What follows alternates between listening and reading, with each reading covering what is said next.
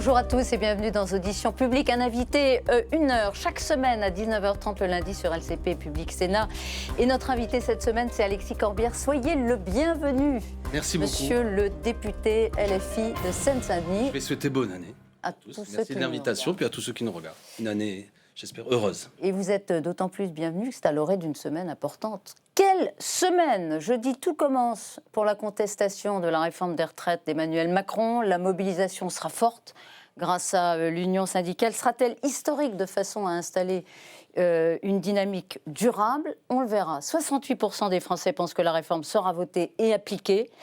Est-ce que vous y voyez une résignation comme un frein à la contestation? Ce combat pour LFI devrait être l'occasion de disqualifier ce deuxième quinquennat, ce second quinquennat macroniste.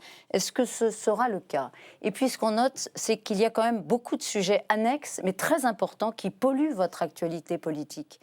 À la NUPES et à LFI. Il y a l'affaire Quatennens, il y a votre éviction avec d'autres de l'exécutif du mouvement, il y a la rentrée jugée catastrophique en termes d'audience de Jean-Luc Mélenchon sur France 2 la semaine dernière, et puis un parti socialiste qui pourrait s'éloigner de la NUPES si Olivier Faure n'était pas reconduit jeudi. Rien n'est fait, mais tout de même, la menace est là. Quelle semaine, oui, mais risquée aussi pour vous. Brigitte Boucher et Tam Tranmy vont revenir sur l'essentiel de la réforme des retraites. Yves Tréhard évoquera les grands enjeux politiques pour vous. Vincent Roux, les questions d'actualité. Mais la réforme des retraites, on va commencer tous les deux, si vous voulez, en introduction. Elle sera adoptée et mise en œuvre, martèle le gouvernement. Vous allez me dire que non, mais je reviens à ce chiffre de 68%, quand même, il me frappe, de Français qui pensent aussi qu'elle sera votée et adoptée. Est-ce que ça n'est pas un sacré frein, ça, à la mobilisation, cette intériorisation par les Français? 68%, hein, presque 70%, qu'elle va passer.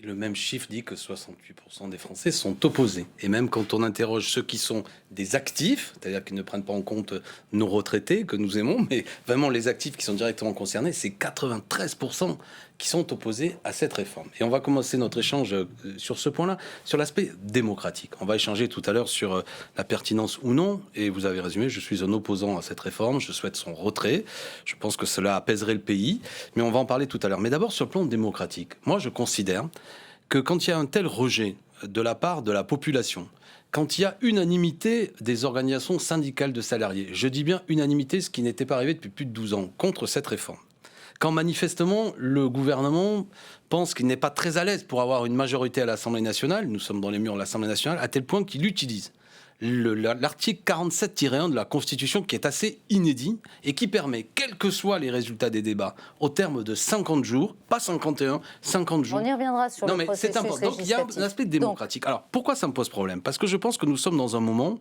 au-delà de ce débat sur les retraites, d'un grand doute sur la démocratie en France. Moi, c'est ce que je vois quand je discute avec beaucoup des gens en Seine-Saint-Denis, c'est-à-dire que les gens ne vont plus voter, 10 millions d'abstentionnistes au premier tour, 13 millions au second, je ne l'oublie pas, des élections municipales où plus de 50% d'abstention, c'était même 30% de participation la dernière fois. Et attention à ce qu'au bout d'un moment, les grandes décisions qui concernent les gens, quand elles leur sont imposées, ça donne l'impression que ça ne sert plus à rien d'aller voter, et la violence ou d'autres modes d'organisation de la société peuvent émerger, et je ne le souhaite pas. Ce n'est pas la première fois, Alexis Corbière, qu'une réforme provoque des manifestations de rue, des contestations, et que finalement la représentation nationale finit par la voter. Ça ne renverse pas, ça ne disqualifie pas, en tout cas ça n'amoindrit pas la démocratie. Premièrement, vous avez dit et la représentation nationale finit par la voter. Je dis qu'il y a une singularité dans ce deuxième quinquennat Macron, c'est qu'il n'a pas de majorité à l'Assemblée nationale. Je ne sous-estime pas ça. Sur une telle réforme, qui est sans doute une des réformes les plus dures sur les réformes de retraite précédentes, je pense que non seulement c'est le moment de la démocratie sociale, et de grâce, merci de Madame Bartichou de ne pas l'avoir dit, mais que cesse ce vocabulaire que j'entends, prise d'otage, blocage de pays. Non. On va y venir sur la mobilisation. La France renoue avec son histoire de mobilisation et de démocratie sociale. Écoutons les Français. Et si même, pourquoi pas, je le mets ça sur la table, c'est Fabien Roussel qui en avait parlé. Et pourquoi pas conclure, si je puis dire, ou avoir pour étape de la mobilisation un référendum pour consulter les Français. On n'en est pas là. Pour l'instant, il y a Gabriel Attal, qui est ministre du Budget et des Comptes Publics, dit que vous êtes le camp du blocage. Est-ce que vous assumez? Alors précisément, cette discussion est intéressante. Monsieur Attal va-t-il en vacances? Sans doute, et je le lui souhaite. S'il bénéficie de congés, c'est grâce à un moment de grève dans le pays en 1936 que j'apprends quand j'étais professeur d'histoire aux élèves.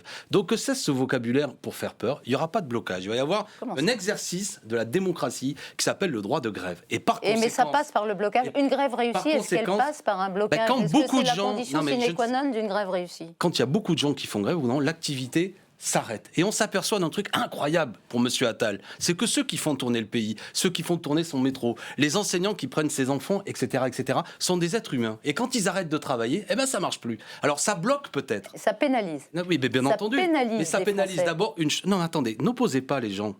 Et je veux dire, les Français, c'est aussi ceux qui font grève. Et la première pénalisation qu'ils subissent, c'est quand on fait grève, on n'est pas payé durant sa journée. Donc Monsieur Attal devrait avoir un vocabulaire, comment dirais-je, plus serein, plus démocrate. Vous lui dites calmez-vous, Gabriel Attal. Ça ne va pas bloquer le pays, ça va exercer quelque chose de magnifique, qui est sans doute un critère pour examiner si une société est démocratique ou pas, le droit de grève. Les salariés se sont battus pour ça au cours du 19e siècle pour l'obtenir. Nous avons conquis des belles conquêtes sociales et je ne veux pas ce vocabulaire de soi-disant, pardon, mais j'ai même entendu des gens dire le pays va être pris en otage, comme si quasiment il y avait des terroristes. On a compris votre argumentaire. Parce que c'est un vocabulaire méprisant pour le peuple.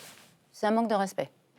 C'est un vocabulaire belliqueux, arrogant, agressif. Brigitte Boucher et Tam Tranui se sont assises en face de vous. Bonsoir mesdames. Bonsoir, on va parler de cette mobilisation jeudi. Je peux leur souhaiter bonne année également. Oui. Bonne année, oui, et bonne semaine. Tous les yeux sont déjà tournés, bien sûr, sur la journée de mobilisation de jeudi. Quel est votre objectif de mobilisation? C'est 1 million? Moi, je Absolument. Que les choses soient claires, parce que ça a fait l'objet d'une discussion. Ce sont les syndicats qui appellent à cette journée. Je les applaudis, je les salue, et je trouve que c'est bien qu'ils fassent l'unité. Donc je ne parle pas à leur place. J'ai entendu des chiffres qui sont donnés par M. Berger, M. Martinez. 1,5 million, voire 1 million a été dit. C'est un objectif que eux se fixent. Moi, je souhaite qu'il y ait le plus de monde possible. Et vous comprenez que mon rôle... Donc vous dites pas en dessous du million, c'est un échec? Non, parce vous que... Vous ne fixez pas un objectif chiffré? Pour deux raisons. Premièrement, parce qu'en dessous d'un million, même, ce ne serait pas un échec. Deuxièmement, parce que je ne veux pas, je suis pas, c'est quoi, la grenouille qui joue le bœuf ou je sais pas quoi. C'est les organisations syndicales. Il veut se faire plus grosse que le bœuf. Merci, selon la fable de La Fontaine. Mais je veux dire, je trouverais inconvenant et que je parle à la place des organisations syndicales. Mais 1 million, c'est moins qu'en 95, c'est moins qu'en 2010. C'est moins qu'en 2010. C'est moins que les grandes réformes de Là retraite. où toute l'intersyndicale avait été mobilisée en 2010, vous aviez atteint 1 million. Votre Mon pronostic, c'est qu'il y aura beaucoup de monde et que sans doute on va atteindre ce chiffre. Voilà. Vous voulez pas vous prononcer sur un chiffre? Moi, je pense que ça peut quand tourner. vous dites sans doute on va atteindre, c'est que... Voilà, non, mais vous comprenez ce que je veux dire, c'est que je peux vous dire, je souhaite que nous soyons très nombreux, je souhaite qu'on en atteigne le million dans toute la France. Je pense que ça va être massif, je le vois très concrètement dans ma circonscription, les écoles, la grève des enseignants qui était prévue le 17 aura lieu le 19, nombre de gens avec qui je parlais ce week-end, la RATP, etc., me disent qu'il va être en grève, des gens... 2 personnes au moins ce dimanche que j'ai vu sur mon marché à Montreuil qui me disent moi je fais jamais grève, j'aime pas trop les syndicats, mais j'irai dimanche, j'irai jeudi, donc je sens qu'il y a quelque chose qui monte. Donc vous êtes optimiste. Vous assumez du coup d'être derrière les syndicats, c'est ce que vous nous dites. Il n'y a pas la volonté d'être vraiment tous ensemble en cette journée de jeudi, c'est vraiment les syndicats en première ligne, ça vous dérange pas? Tous ensemble, précisément, c'est dans ce rôle bien compris de ce qu'est une journée d'action syndicale, c'est-à-dire le politique est là en soutien et n'est pas en première ligne, de la même façon que les organisations syndicales, je crois, nous en remercient parce que je les ai entendu le dire, que nous sommes lundi, demain soir, il y aura à Paris un meeting politique NUPES, de la même façon que nous avons, nous, organisé la journée du 21, qui est un samedi, à l'appel de l'organisation de jeunesse dans lequel nous sommes présents. Mais jeudi, c'est les organisations syndicales, samedi, c'est plus politique, si je puis dire. Juste une dernière question sur cette journée de jeudi. Il y a un nombre qui plane sur cette manifestation, c'est d'être débordé par les violences des Black Blocs. C'est à craindre encore ce jeudi. Est-ce que vous avez des informations à ce sujet sur l'organisation pour faire face à ce risque? Moi, je n'ai pas d'informations, mais je ne souhaite vraiment pas qu'il y ait de violence. Je sais que les organisations syndicales se donnent les moyens d'éviter ça. Je dis à ceux, je pense qu'ils ne m'écoutent pas, mais ceux qui viendraient casser ne rendraient service qu'au gouvernement. Premièrement, notre force, ce sera notre nombre et notre caractère pacifique. Notre puissance sera la puissance du peuple mobilisé, tranquillement, mais qui dit des choses. Et toute chose qui amènerait de la violence, de la casse, de la destruction, non seulement est stupide pour ce qui est détruit, parce que ça ne rime à rien, et deuxièmement, ne donnerait qu'une image. Je vois bien comment c'est un jeu de communication, une journée d'action. Comment, en fin de journée, si c'est pour dire, regardez, c'est des brutes et des barbares, bon, ça ne rime à rien. Donc moi, la force à laquelle j'aspire... Instrumentalisé, selon vous? C'est pas tout à fait ce que j'ai dit. Je pense qu'il y a des gens, s'ils le font, ils ont tort. Et par ailleurs, l'histoire aussi du mouvement ouvrier, comme on dit... Est-ce que vous faites confiance à la préfecture de Paris pour faire en sorte que cette manifestation ne soit pas débordée? Alors... le préfet de Paris a changé et je pense que Monsieur Lallemand était dans de moins mauvaises dispositions, je ne sais pas comment le dire, était le nouveau préfet dont je cherche le nom à l'instant. Laurent Nunez semble être un homme plus raisonnable sur ses maintien de l'ordre, utilisation des forces de l'ordre. Vous lui faites confiance. J'aimerais, à ce stade. Je pense que c'est un homme qui a, plus de sang-froid dans l'exercice ça nécessite aussi un professionnalisme et n'a pas ce rapport d'aller au contact, comme le préfet Lallemand le demandait. Nombre de vos confrères l'ont montré dans certains articles, où il fallait que ce soit violent. Beaucoup de gens ont été blessés. Il y a même des procédures judiciaires où, sans doute, M. Lallemand sera amené à rendre des comptes. Donc, je dis à M. Nunez, il va y avoir beaucoup de monde. Aider les organisations, aider ce droit tout simplement, de droit de manifester à avoir lieu. Et je dis à ceux qui viennent casser, eh bien vous ne serez pas les bienvenus si vous venez pour en quelque sorte essayer de troller, comme disent les jeunes aujourd'hui, la manifestation. C'est une manifestation pacifique. Donc là, c'est la manifestation du 19. Il y en a une le 21. Ça, c'est la NUPES qui l'appelle de ses voeux. C'est organisation de jeunesse, c'est pas la NUPES. Oui, mais vous allez vous greffer au 21. C'est-à-dire que sans être trop, je vais vite, c'est une dizaine d'organisations de jeunesse et la France Insoumise et le secteur jeunesse de la France Insoumise apporte son plein soutien. Donc samedi, qui n'est pas une journée à l'appel des organisations syndicales, samedi il y aura aussi ce moment fort. Pourquoi une autre journée finalement, puisque vous dites ce sont les syndicats qui doivent être en première ligne pour dénoncer la réforme des retraites. Alors pourquoi cette journée-là et pourquoi finalement ne pas l'avoir annulée ? Parce que ce n'est pas sur le même plan. De la même façon que je l'ai dit tout à l'heure, je vais le répéter, à l'heure actuelle, il y a une myriade de meetings qui vont se tenir à travers la France, NUPES, politique. D'accord ? Les organisations syndicales font leur boulot, nous, politiquement, on fait notre boulot. Demain soir à Japy, il y a un meeting parisien où tous les numéros 1... La question, Brigitte, c'est est-ce qu'elle est utile, cette manifestation 2 jours après ce que vous appelez l'acmé de la mobilisation ? Non, mais parce que précisément, je crois que si elle s'opposait, si elle disait que c'était la même chose que le 19, elle ne serait pas utile. C'est-à-dire que le 19, ça va être une journée de grève qui peut-être même, ils vont se réunir le soir du 19 des organisations syndicales qui appellera autre chose. Samedi, et que les choses... En plus, c'était prévu avant les vacances de Noël, dans un moment où les organisations syndicales n'avaient pas donné de date, des organisations de jeunesse avaient donné... Mais une fois qu'il y a eu le 19, vous auriez pu revenir dessus. Il n'y a pas de raison. Ça ne nécessite pas de se mettre en grève pour manifester samedi. Il y aura aussi du monde samedi. Mais je le répète, pour ma part, l'élément phare, et vous l'aurez compris, c'est le 19. J'invite tous les Français, tous ceux qui nous regardent, à faire grève dans la rue. Il devrait y avoir beaucoup de monde le 19. Vous ne craignez pas, vous, qu'il y ait un flop le 21, que justement, elle apparaisse un peu moins forte. Ce ne sera pas de même nature, indiscutablement. Mais ce ne sera pas une journée inutile et ce sera une spécificité jeune, pas à l'appel d'organisation syndicale de salariés. Alors Fabien Roussel, lui, il dit c'est un cheval dans la soupe avec ses gros sabots cette journée du 21. Il se désolidarise de la NUP. Je sais pas. Il fait écoutez, moi, à l'heure actuelle... Il dit un peu ce que tout le monde pense, c'est-à-dire que 2 jours après... Non, mais parce que si on le concevait, si la France Insoumise posait cette journée comme étant de même nature que la journée 19, nous ferions une erreur. D'accord ? Moi, j'ai été le premier dans ces locaux à l'occasion d'une conférence de presse à dire aux organisations syndicales, lorsque la date du 19 n'était pas sortie, donnez-nous votre date, ce sera la nôtre. Donc le 21 n'est pas sur le même plan. D'accord ? Et si les insoumis disaient 19-21, 19 égale 21, ce serait une erreur. Ça, c'est une chose. Donc ce sera une journée à l'appel d'organisation de jeunesse qui permettra, pour ceux qui ne se mettent pas en grève, peut-être de venir aussi. Mais ça veut dire Deuxièmement, ce que je dis, et Fabien Roussel, moi j'ai des bonnes relations, le comprendra. À l'heure actuelle, j'invite chacun, et ça me servira peut-être de fil conducteur pour tout à l'heure quand vous me titillerez sur d'autres sujets, à se concentrer sur l'unité à l'heure actuelle, sur la question de la réforme des retraites, à être utile. Fabien Roussel notamment sera au meeting. On met un mouchoir sur les susceptibilités, sur les... C'était le 19, voilà. Non, mais écoutez-moi, c'est un moment où sur tous les sujets, ça concerne tellement toute la vie des gens, la question des retraites. On peut quand même aborder les questions qui fâchent. Je pense qu'à un moment, lorsque vient l'heure de l'action, vous savez, il y a des moments où il faut être un peu militaire. Et ceux qui ont... non, mais quand vient l'heure de l'action... Pas sur ce plateau. Non, mais ce que je veux dire, c'est que si, à un moment donné, il faut être efficace. C'est pas le moment où, quand on vous dit, maintenant, on charge tous, qu'il y a des copains qui disent, mais peut-être que moi, j'ai envie de faire ça Est-ce que vous allez poursuivre en parallèle vos journées, comme celle du 21, en parallèle de celle du 19 Pas prévu. C'est pas prévu. Donc, qu'est-ce qui se passe après ? C'est quoi la mobilisation d'après ? Ce qui va se passer après, vous et moi, nous allons le découvrir. Le 19, attentivement, on va regarder. Laissez-moi terminer, que les organisations syndicales vont se réunir pour tirer le bilan de cette journée. Est-ce un succès ? Vous avez parlé du million, intéressant. À quoi appelle-t-elle ? Est-ce que, par exemple, ce qui peut arriver, si c'est un succès, elle peut même appeler à une grève reconductible dès le lendemain. Et le pays peut se mettre en grève générale. Incroyable. Ou alors considérer, il y a aussi une dialectique de la mobilisation qu'il faut... Vous le souhaitez, la grève ? Moi, je souhaiterais quelque chose de massif qui règle le problème le plus rapidement possible et qui fait que ce gouvernement comprenne qu'il ne peut pas imposer... le plus vite possible pour couper court et couper l'herbe sous le pied du gouvernement. Écoutez-moi, je l'ai dit tout à l'heure, je pense qu'au-delà de la pertinence de cette réforme, on est dans un moment où l'inflation est là. Les gens vivent un moment difficile, d'inquiétude généralisée, où franchement le prix du caddie en a pris une sacrée augmentation.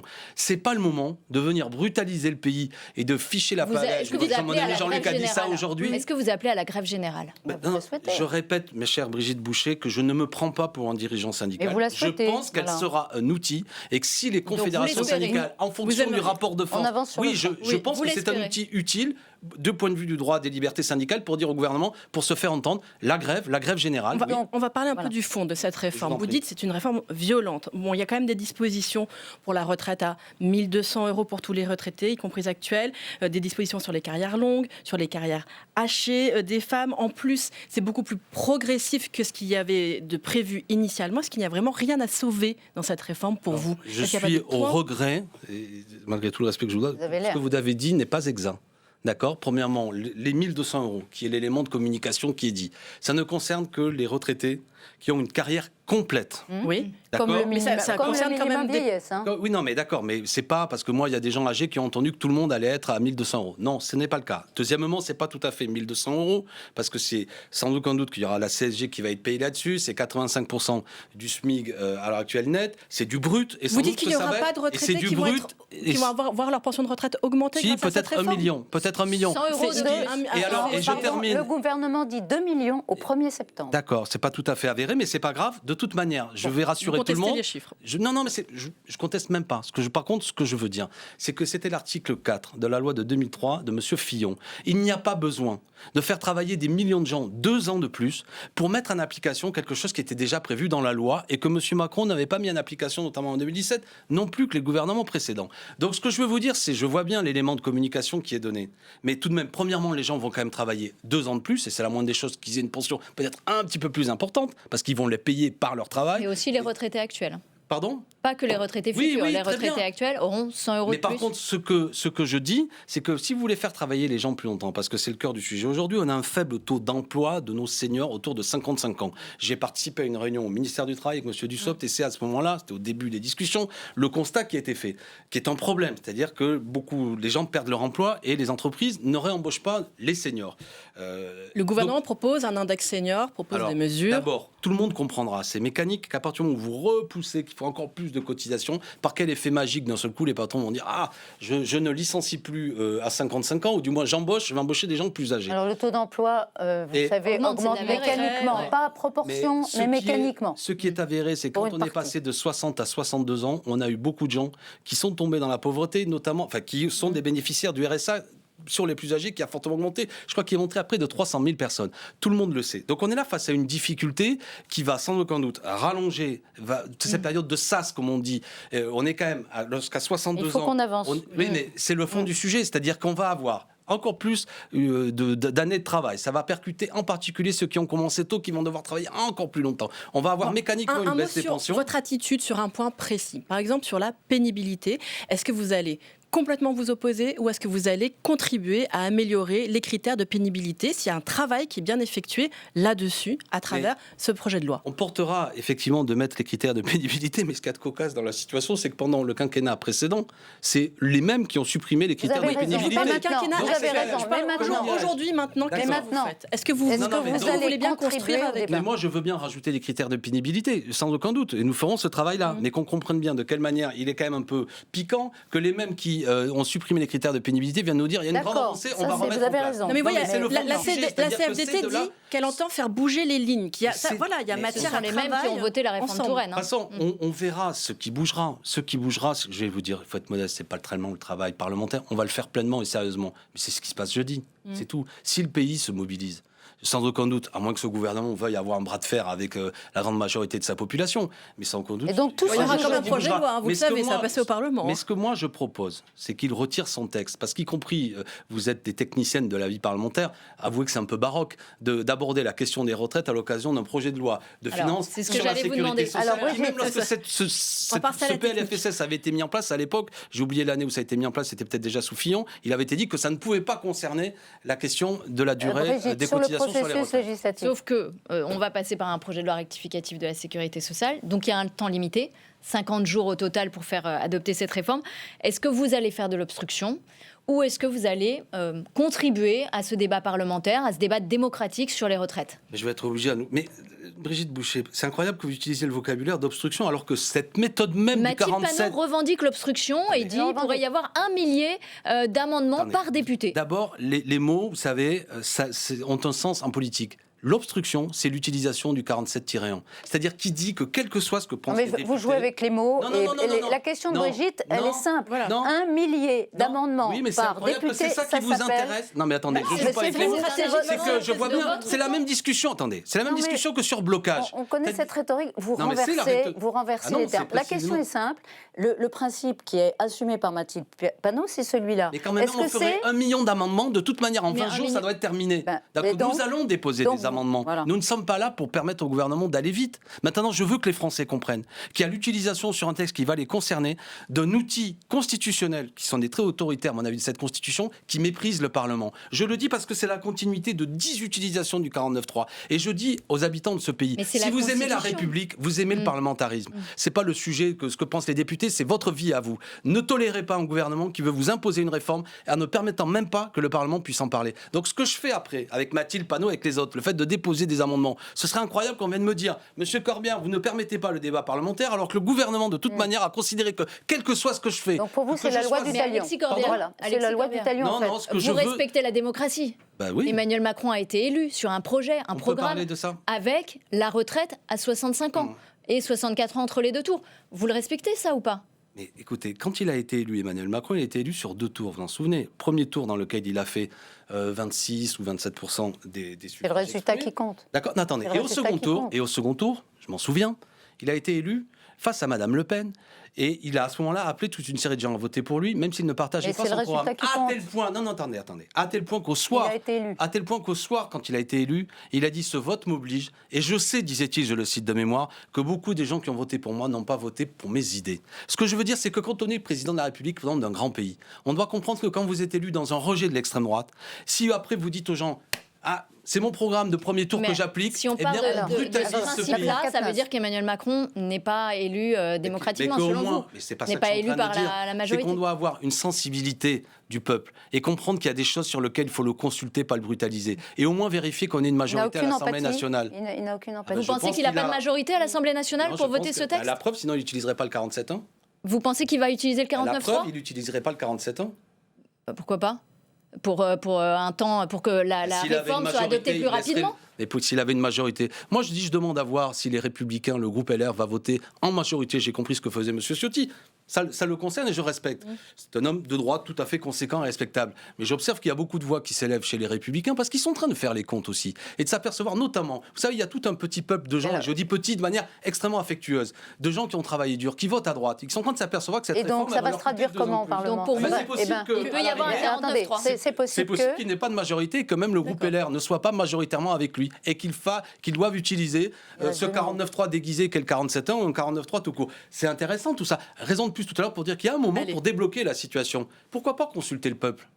Le peuple. Et moi, je m'incline. Je me suis toujours incliné de la même façon que Emmanuel Macron est président de la République. Vous voulez un référendum? Ça pourrait être une issue, mais d'abord, retirer le texte. Je pense que ça, c'est plus sage. Un autre sujet. Adrien Quatennens est revenu à l'Assemblée la semaine dernière après avoir été condamné à 4 mois de prison avec sursis pour violence conjugale. Votre réaction à ce qu'a dit Aurore Berger, qui a dit qu'il était insupportable de siéger à côté de lui et qu'elle ferait suspendre la séance? Écoutez, M. Quatennens, il a été déjà condamné par la loi, il a accepté, il a fait une déclaration. Mon groupe l'a radié jusqu'au 13 avril. Il a été élu par des gens et je pense que il est député. Qu'est-ce que veut Madame Berger? Elle considère qu'elle va rajouter quelque chose de nouveau dans la loi qui fait qu'on doit démissionner.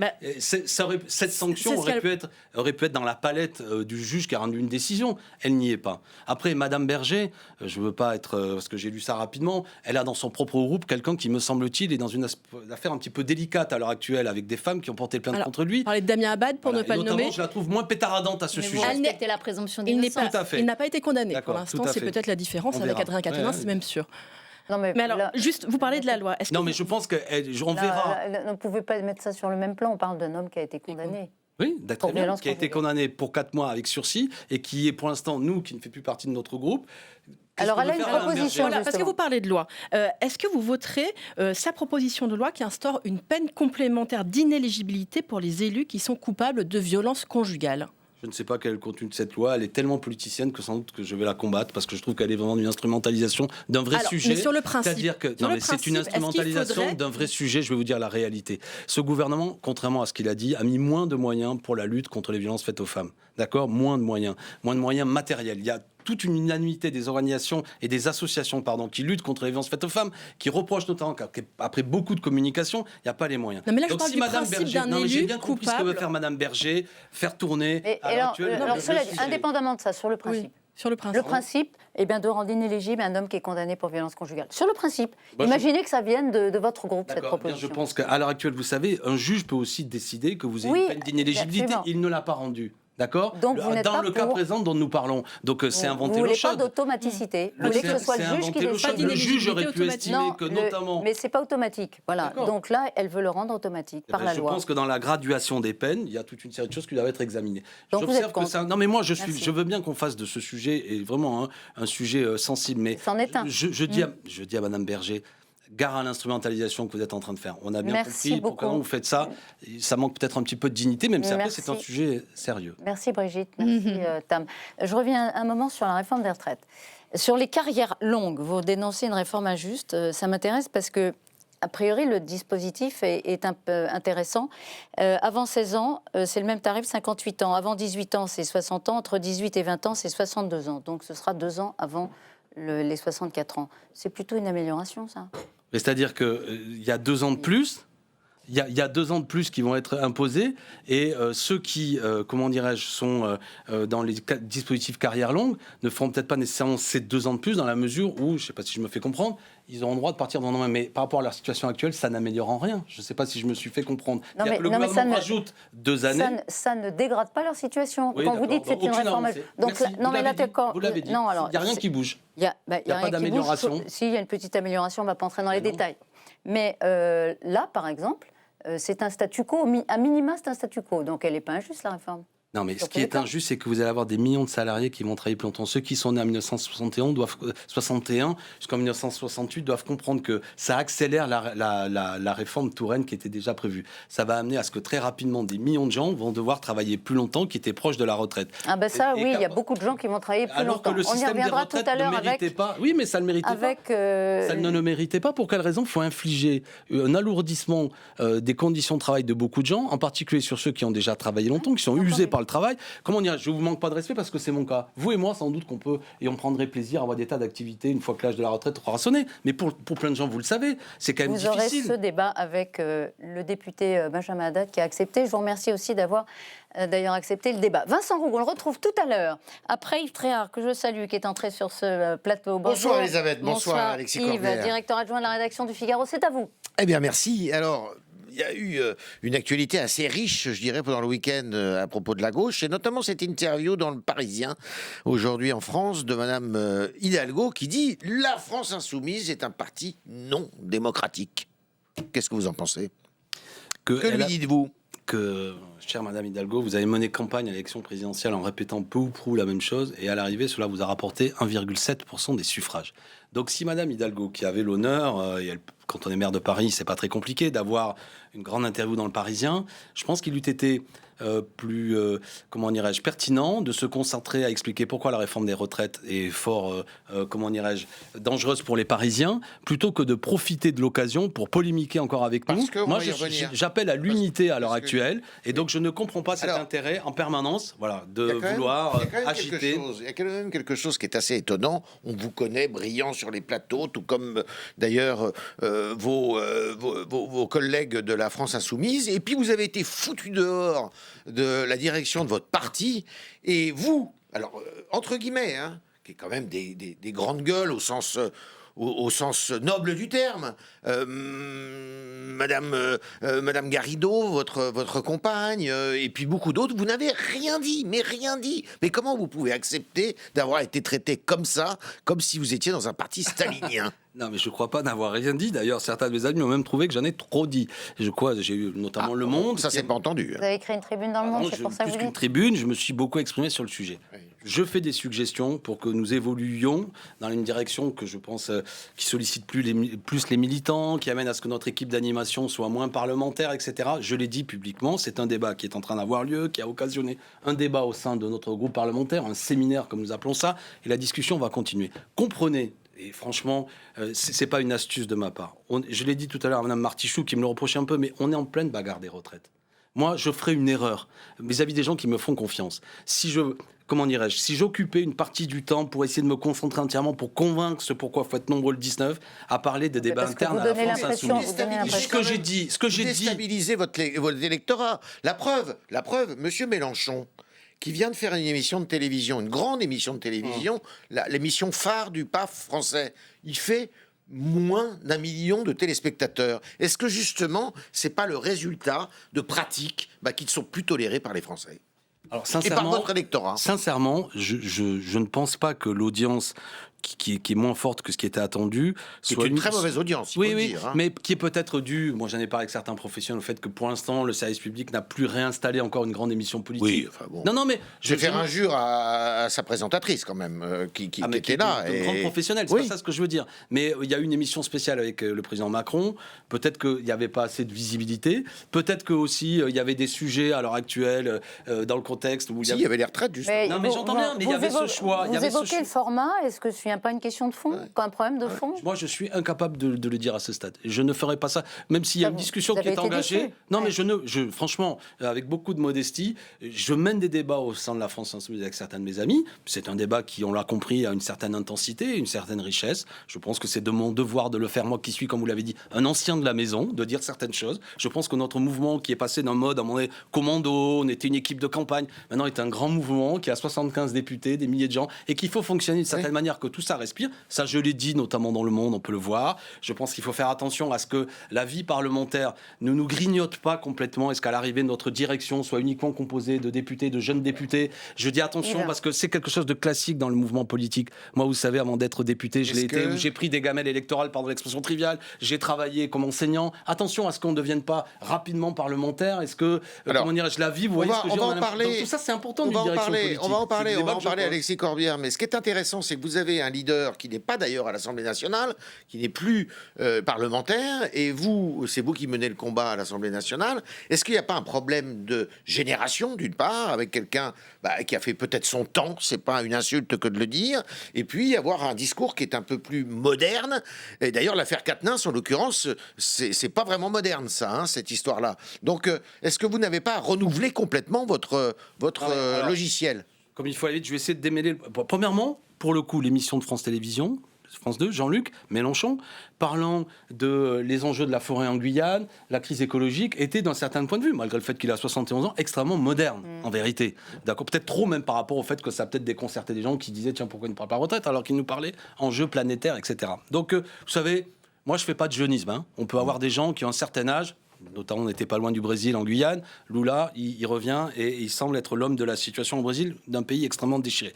Donc moi, je ne fais pas de jeunisme, j'en sais rien. Ce que je sais, c'est que Jean-Luc, il dit, j'ai fait 3 campagnes, il faut imaginer peut-être la suite sans moi. Donc il faut qu'on ait cette possibilité d'une discussion, tranquillement, sur pas tellement les personnes à ce stade, parce qu'on va se taper la tête contre les murs. Ça sera quand, ça, alors? Non, mais moi, ce que j'aurais souhaité, je sors des questions de personnes.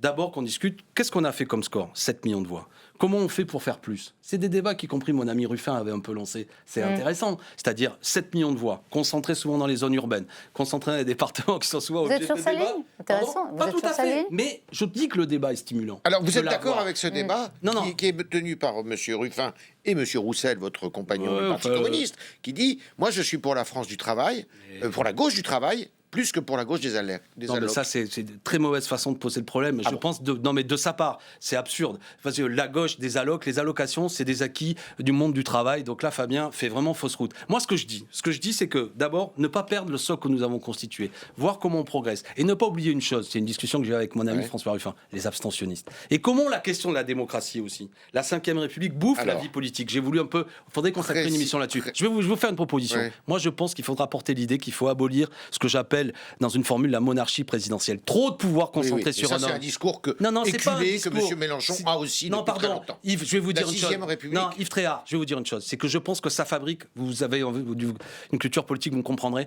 un bonapartisme. L'idée qu'il faut un sauveur pour le pays. Et ce pays va finir par se donner à un personnage autoritaire pour dénouer la situation. L'histoire de France, c'est un des profils de la France. Ben, vous savez très bien, vous êtes historien. Moi, je pense qu'un vrai républicain doit reprendre le fil, y compris de la critique de Gaston Monnerville en 58, de dire attention, cette élection présidentielle qui donne l'impression qu'on cherche son sauveur nous rend dingue, et même dans nos propres rangs, je vais vous le dire.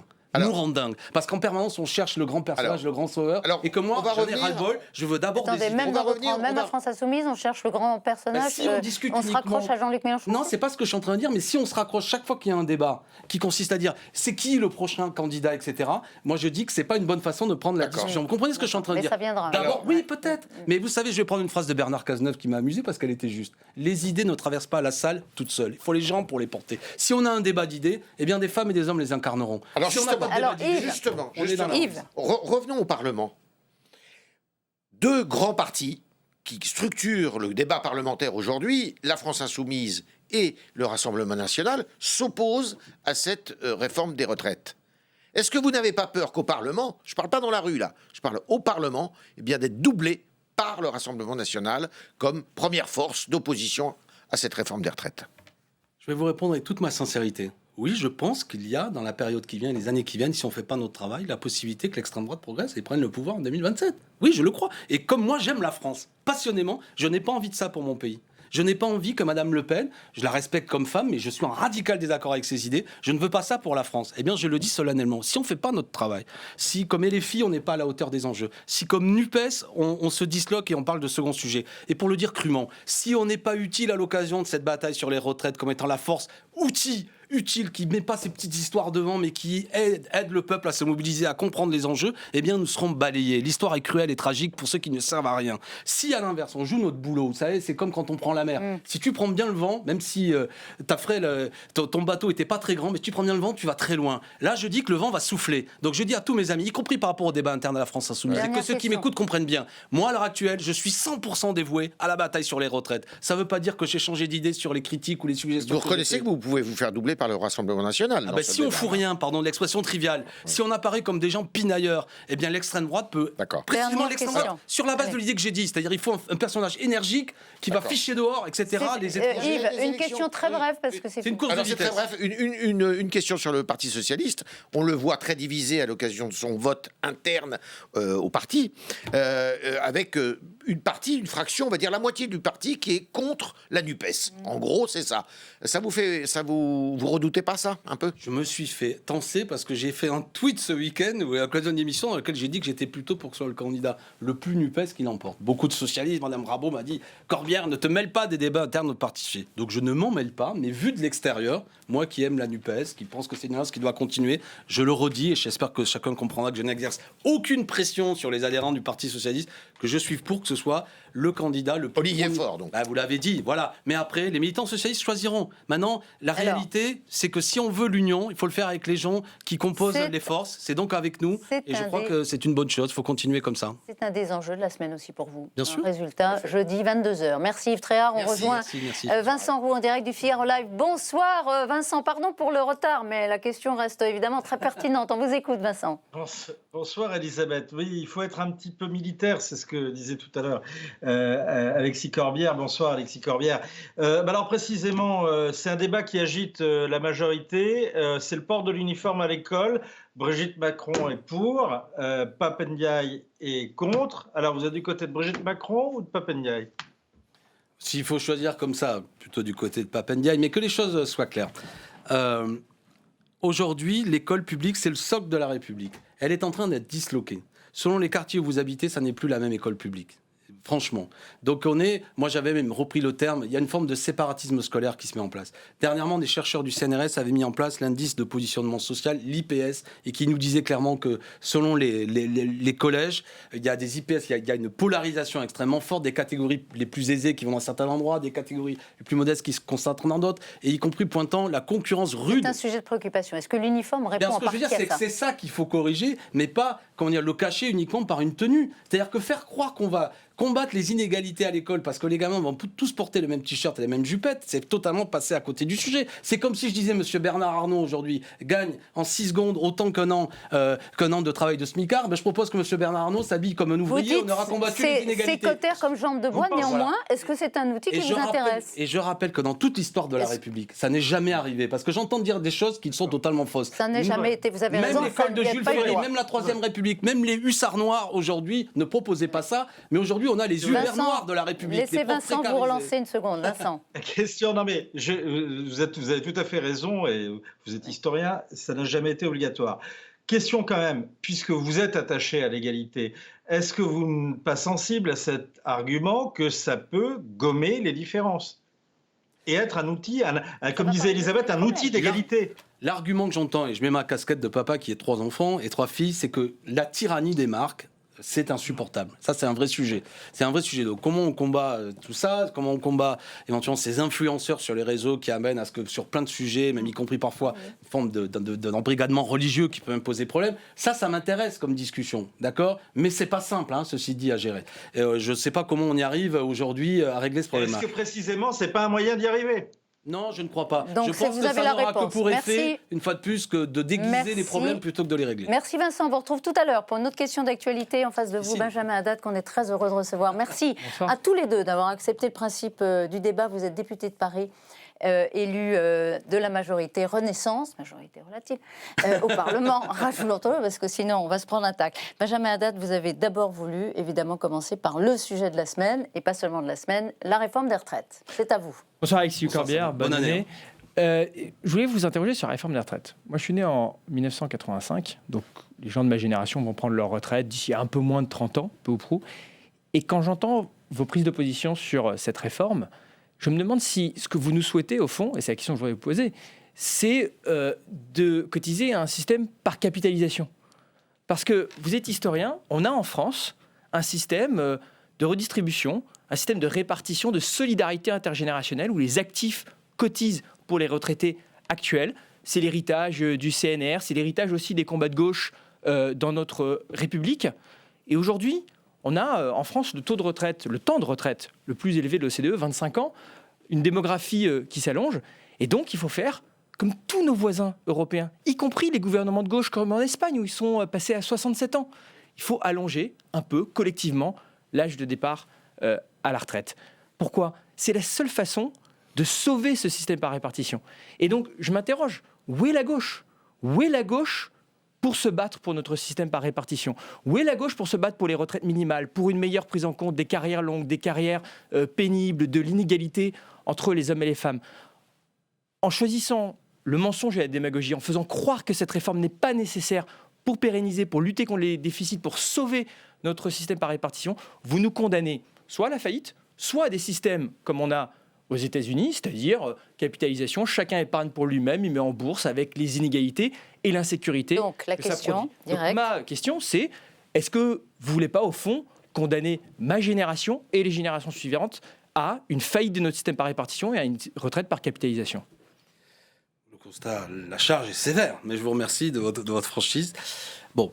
Vous avez dit 25 ans d'âge d'années après la retraite moyen. Je vous rappelle que ça, c'était sous Nicolas Sarkozy. Mais avec les réformes des retraites qui sont engagées, on est déjà à 24 ans. Et les études du corps nous disent qu'avec la réforme que vous soutenez, on va passer sans doute à 23 ans. C'est-à-dire que la durée de vie après la retraite diminue.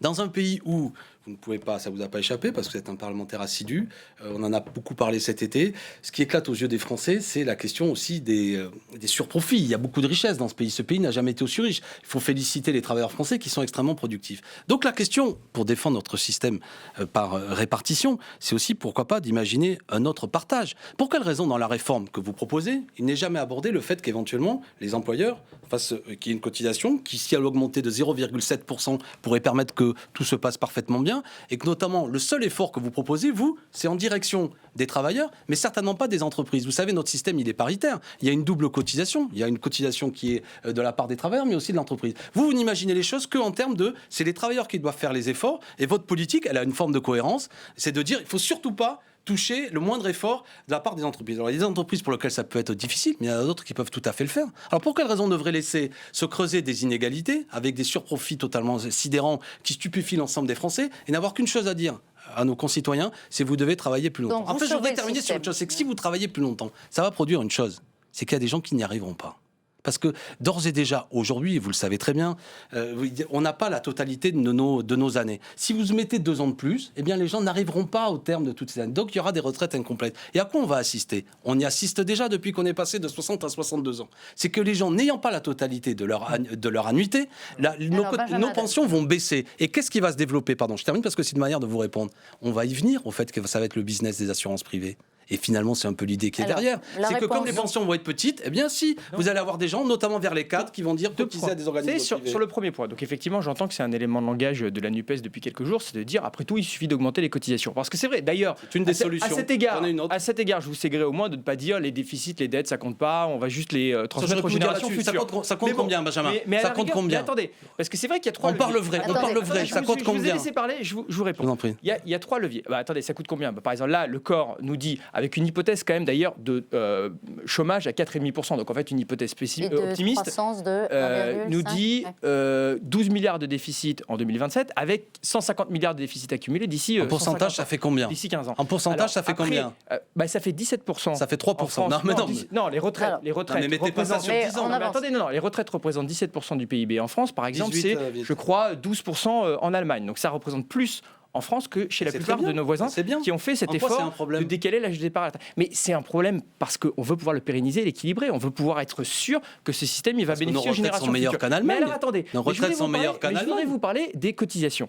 Parce qu'effectivement, il y a d'autres leviers. Soit on baisse le montant des pensions. Nous, on veut faire l'inverse. On veut au contraire revaloriser les pensions minimales à 85% du SMIC, c'est-à-dire 1 200 €. Soit, effectivement, on augmente les cotisations. Les cotisations, dans un pays où on a déjà le taux de prélèvement obligatoire le plus élevé de l'OCDE. Et d'ailleurs, on a un peu commencé une trajectoire à la baisse de ces prélèvements obligatoires, de ces impôts sur les entreprises et de ces cotisations, par exemple, pour jusqu'à 1,6 fois le SMIC.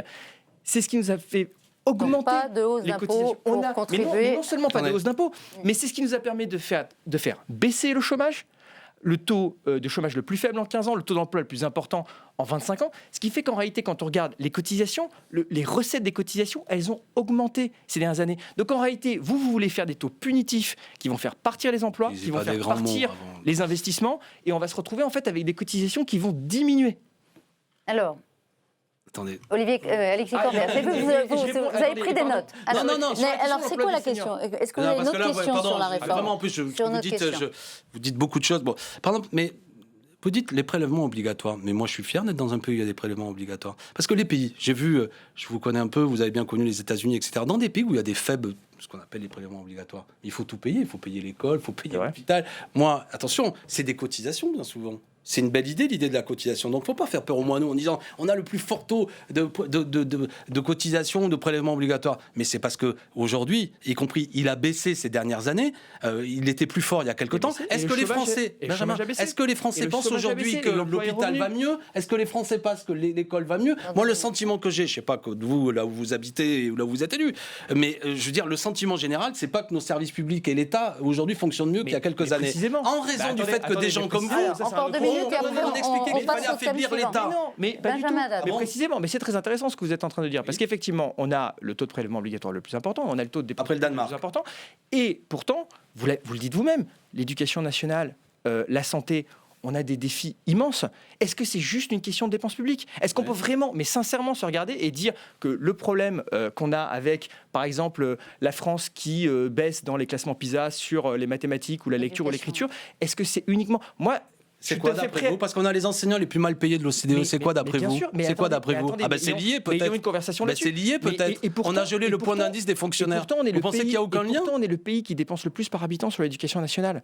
Donc ayons un débat à ce moment-là sur l'organisation de notre éducation nationale. Mais est-ce que vous pensez qu'il n'y a aucun lien avec le fait qu'on a par classe, et c'est ce qu'on a réussi à faire d'ailleurs en découplant les classes au CP-CE1, et là on a obtenu des résultats, mais vous nous suivez jamais. Je vous entends parler de pouvoir d'achat, mais tout à l'heure là vous disiez il faut apaiser le pays, mais vous n'avez pas voté avec nous les mesures pour le pouvoir d'achat pour précisément protéger les Français. Vous pensez qu'elles ont eu un effet réel ? Nous on proposait le blocage des prix de première nécessité. Bien sûr qu'elles ont eu un effet. Là vous pensez que les Français pensent qu'aujourd'hui en termes de pouvoir d'achat vous les avez protégés en cette rentrée ? Mais bien sûr que... c'est pas le sentiment évidemment que que le j'ai, taux d'inflation est trop fort. Mais vous Alors, regardez qu'est-ce que vous avez autour de fait nous, mais Qu'est-ce vous que regardez vous avez- autour de nous, on a le taux d'inflation le plus faible de la zone euro. Attendez. On serait chez certains de nos voisins, ou aux États-Unis, effectivement, que je connais bien, et j'en vois bien d'ailleurs les limites de ce modèle social, ou plutôt de ce modèle antisocial. Là, ils sont dans une spirale inflationniste. Donc évidemment, et vous ne l'avez pas, de la même façon que vous ne voulez pas aujourd'hui vous engager à protéger le financement de notre système par répartition. Mais ça, c'est vous. Vous ne vous êtes Attendez, pas engagé pour protéger ne le pouvoir répétez d'achat pas. des Je vais vous dire, Français. un des Alors- problèmes, parce que je reviens sur les retraites pour pas qu'on perde le fil. Vous savez, les politiques que vous avez menées ont amené à ce qu'il y ait moins de recettes. Le problème du système faux. des retraites, C'est faux. non, c'est Mais non, c'est ce faux. que dit le rapport du corps. Le problème, c'est pas un problème de dépenses. Les dépenses sont maîtrisées. Ce que dit le rapport du corps, si vous l'avez lu, c'est que c'est un problème de recettes. J'espère que ça vous dites pas Mais que c'est faux. on n'a pas Est-ce des que c'est faux ce que on je n'a suis en pas train des de dire recettes. Non, mais Est-ce on n'a que pas c'est des faux recettes déclinantes, par Donc- exemple, de cotisation Donc l'an on a dernier. une baisse des recettes, notamment qui est due au fait que les gens comme vous, pardon de vous prendre comme ça à partie, vous avez baissé, vous avez exonéré Mais non, de mais c'est pas lié cotisations à ça. pour près de 2 C'est pas milliards. lié Il y à a ça. 2 milliards en moins de Mais non. Il y a recettes. quoi, Mais là non. alors Mais c'est quoi, par exemple, c'est qu'on a un taux d'emploi des seniors qui est trop faible. Ah ben alors, oui, ben Je- merci. bien sûr. Bon, et alors, Mais- comment vous allez le régler Mais attends, alors vous regardez tous les pays autour Comment de vous nous. allez le Nous, régler on est le pays qui part Alors, à la comment retraite. vous allez régler ça Je suis en train de vous répondre. Pardon. On est le pays qui part à la retraite le plus tôt. Et on est le pays, on est très en dessous de la moyenne européenne sur le taux d'emploi des seniors.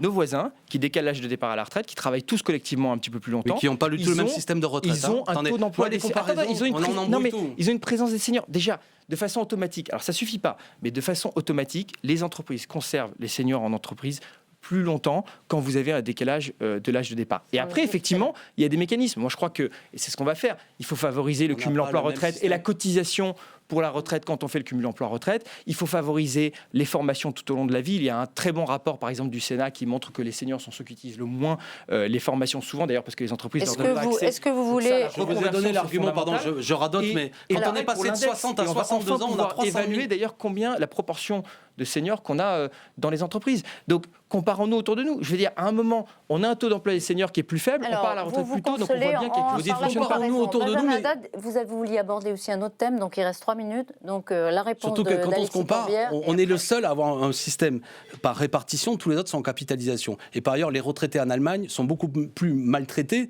que les nôtres. Donc moi, je veux bien les comparaisons, on n'a plus le temps, hein, je vous en fais pas reproche, mais vous savez très bien qu'en vérité, il n'y a aucun système qui est très inspirant autour de nous. Et je pense qu'il faut défendre le système français. Donc, Défendons vouliez- le système français ensemble. Alors, alors. Oui, mais Vous alors, pour quelle Défendons raison quand il évolue, alors quand on a une démographie qui arrêtons évolue, les quand on vit plus exonérations. longtemps, Moi, je défendons vous le système regardez, français. en discutant tous les deux, on peut rapporter 2 milliards de plus pour le système de retraite. Arrêtez les exonérations de cotisation pour des entreprises Allez, ce qui sera n'ont pas le mené mot de de la politique fin sur sociale. ce Ça, c'est dossier. vous qui l'avez Il décidé. reste 3 Mais on a minutes créé pour des votre... emplois. Bon, alors. Alors, Pardon. vous vouliez Ah, aborder oui, mais une question rapide, grave, mais parce ce sera une question, une réponse. On n'a plus le Bon, temps. absolument. Bon, écoutez, sur un autre sujet, je suis président du groupe d'amitié France-Ukraine. Et j'ai été un peu déçu de constater que la France Insoumise est d'assez loin le groupe qui est le moins représenté dans ce groupe d'amitié. Je crois qu'il n'y a qu'un seul membre de votre parti. Bon, on va dire c'est peut-être anecdotique, mais vous êtes abstenu lorsque nous avons présenté une résolution de soutien à l'Ukraine. Et d'ailleurs, le seul député à avoir voté contre cette résolution est aussi un membre de la France Insoumise. Jean-Luc Mélenchon a fait beaucoup de déclarations pour dire qu'il ne fallait pas livrer d'armes à l'Ukraine. S'était réjoui de l'annexion de la Crimée en disant c'est ça que l'OTAN n'aura pas. Oh, il avait dit c'est une bonne nouvelle. Je cite, c'est une bonne nouvelle. Ah si, vous pouvez vérifier. D'ailleurs, vous pouvez faire le fact-checking maintenant si vous voulez. C'est une bonne nouvelle, c'est toujours ça que l'OTAN n'aura pas. Bon, peu importe. Moi, je voudrais vous demander aujourd'hui, quelle est votre position sur le soutien à l'Ukraine, les sanctions, les livraisons d'armes, un pays qui est en proie à une agression violente d'un État extérieur. Est-ce que si demain Jean-Luc Mélenchon était président, Alexis Corbière ministre des Affaires étrangères, est-ce que la France, avec ses partenaires, continuerait à soutenir l'Ukraine, ou est-ce qu'on se retirerait de tout cela et on rejoindrait l'alliance bolivarienne, par exemple, avec l'Iran et la Russie? Ça, vous pouvez éviter. Parce que mais c'est dans votre programme. Non, ça n'est pas dans notre programme. Mais je sais bien qu'il faut se tenir au courant. Et par ailleurs, bon, bref, passons. C'est vraiment. Pardon, Alexis, mais une réponse assez brève. C'est possible. Ouais, la réponse, c'est le répéter. une Comme je question l'ai dit, je importante. suis du côté. Je pense que Poutine est l'agresseur dans cette histoire. Il faut apporter notre solidarité à l'Ukraine telle que nous l'avons dit. Actuellement, pour ce qui est de la question des armes, qui est une question sensible, je vais vous dire peu ou prou, ce qu'a fait la France jusqu'à présent me va. C'est-à-dire aider les Ukrainiens, mais ne pas participer à une spirale belliqueuse qui amène à ce que la France Est-ce qu'il elle-même faut livrer de soit plus en plus entraînée. d'armes à l'Ukraine? Moi, c'est des sujets sur lesquels on peut en parler tous les trois, mais ça nécessite une certaine finesse. Vous voyez ce que je veux dire? Moi, ce que je veux pas, et vous aussi, j'en doute pas, et je pense les Français, c'est qu'on veut apporter notre solidarité à l'Ukraine. L'agresseur, c'est Poutine. Je pense qu'il faut même prendre des initiatives diplomatiques pour essayer de réunir des gens autour de la table, même si ça semble difficile. Je suis pour sanctionner rudement tous les oligarques russes, et on peut continuer à le faire plus fort que ce qu'on a fait. Et en matière d'aide matérielle qu'il faut apporter, je ne suis pas pour que la France se retrouve dans une spirale à rentrer en guerre avec la Russie. j'avoue que ça nécessite un certain doigté, ce que je suis en train de dire. Non, mais j'entends bien, mais c'est ma position. Je sais que c'est un peu l'élément du Rassemblement national de dire aussi on peut devenir co-belligérant sur le livre des armes, mais c'est faux. Personne ne veut envoyer des troupes, par exemple, en Ukraine. Est-ce que vous avez votre réponse, la réponse à votre question? Je trouve ça ambigu, c'est-à-dire oui pour le soutien matériel, c'est ambigu. Mais alors, puisque vous dites qu'on est tous d'accord, pour quelle raison vous voyez une ambiguïté dans ce qui est peu ou prou en vérité la position de la France que je viens d'exprimer? Mais si c'est parce que je n'ai pas entendu. Si votre position c'est soutenir la position de la France, à ce moment-là, effectivement, c'est très clair. Mais ce n'est pas la position de Jean-Luc Mélenchon, par exemple. Mais si. Ce qui n'était pas par ailleurs là, ce qui n'était pas l'objet de la résolution que vous avez présentée, peut-être que là on est en train de se perdre dans les détails techniques, mais qui était plus belliqueuse en vérité que la diplomatie française. Parce que vous étiez pour que nombre de pays rentrent dans l'OTAN, et le problème, y compris si l'Ukraine rentre dans l'OTAN, c'est qu'à partir du moment où il n'y avait pas la candidature de l'Ukraine à l'OTAN dans le solidarité avec les pays qui nous entraînent dans une guerre. Il n'y avait pas la candidature de l'Ukraine. Il y avait celle de la Suède et la Finlande, effectivement, et notre Assemblée nationale. Et ça, c'est la position de la France. Discuter du soutien à l'Ukraine. La Suède et la Finlande. Donc, cher Benjamin Haddad, on peut discuter de soutien à l'Ukraine sans qu'immédiatement on me demande aussi au passage de valider l'entrée de la Suède et de la Finlande dans l'OTAN. Donc, Jean-Luc Mélenchon a toujours été contre les livraisons de matériel. Donc, vous n'êtes pas d'accord avec lui. Je vous assure. Écoutez, sur France. Et alors, il ne l'est plus. Donc, d'accord. Non, mais je vous assure. Maintenant, là où c'est faux. Si vous êtes en désaccord, il n'y a pas de problème. Mais effectivement, la position que je viens d'exprimer là est celle de Jean-Luc Mélenchon. Une aide, pourquoi pas, mais pas une aide qui amène à ce qu'on soit co-belligérant. Pardon de vous interrompre. On va rejoindre tout de suite Vincent Roux en direct du Figaro Live pour une ultime question d'actualité, Vincent. Oui, question d'actualité puisque c'est un texte qui va être discuté à partir de demain au Sénat qui vise à éviter que les futurs chantiers nucléaires soient freinés par les procédures. C'est la question qu'on pose aujourd'hui sur le site du Figaro, Alexis Corbière. Est-ce qu'il faut faciliter l'installation de nouvelles centrales nucléaires en France ? À ce stade, si ce texte, il s'agit de déréglementer tout ce qui est normes écologiques, etc., je n'y suis pas favorable. Je pense qu'on peut avoir une politique industrielle. Vous connaissez ma position sur le nucléaire, mais moi je suis pour, y compris développer d'autres sources d'énergie. Mais je ne vois pas pour quelle raison on devrait remettre en cause des réglementations qui vont avoir des conséquences écologiques. Donc je n'y suis pas favorable. Peut-être que vous me le présentez à ce stade. Vincent ? Est-ce que vous pouvez juste repréciser votre position sur la question nucléaire ?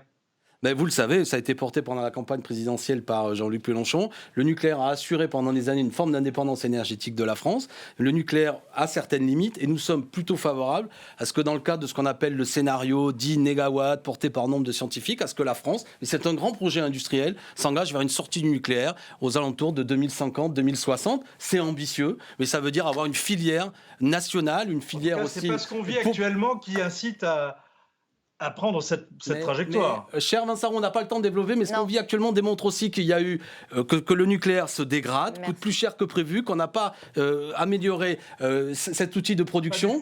Vincent Roux, à la semaine prochaine. Pardon, on se retrouve la semaine prochaine. Le temps est compté, comme on dit. Benjamin Haddad, merci encore d'avoir accepté le débat.